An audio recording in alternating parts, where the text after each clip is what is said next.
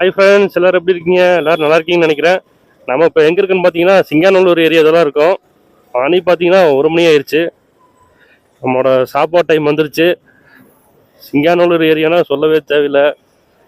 மதியானம் சாப்பிட்றதுக்கு சாந்தி social service போகலான்னு இருக்கோம். லஞ்ச் வந்து அங்கே 20 ரூபா தான். நல்லா குவாலிட்டியாக கொடுக்குறாங்க. நம்ம எத்தனை டைம் போனாலும் ஒரே மாதிரியாக தான் இருக்குது.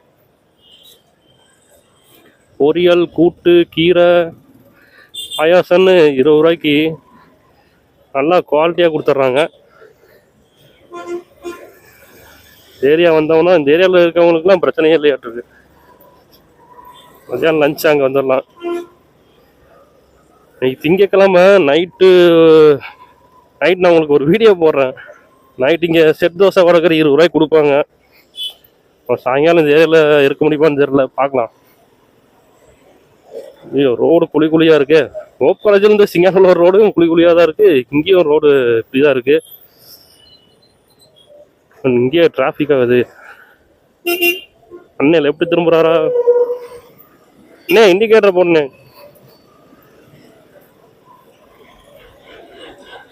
அப்போ ஊசி பறக்குது.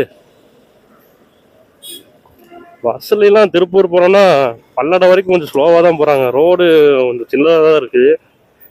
இது மாதிரி குழி குழியாக இருந்தால் ஒண்டி போகிற வரைக்கும் இதே மாதிரி தான் இருக்குது.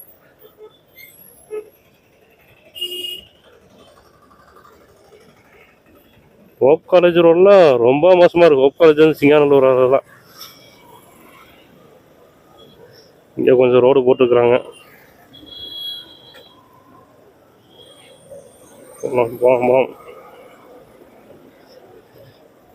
லஞ்ச் டைம் வந்து 11:30க்கு ஆரம்பிச்சிருவாங்கன்னு நினைக்கிறேன். 11:30 12:15 நினைக்கிறேன்.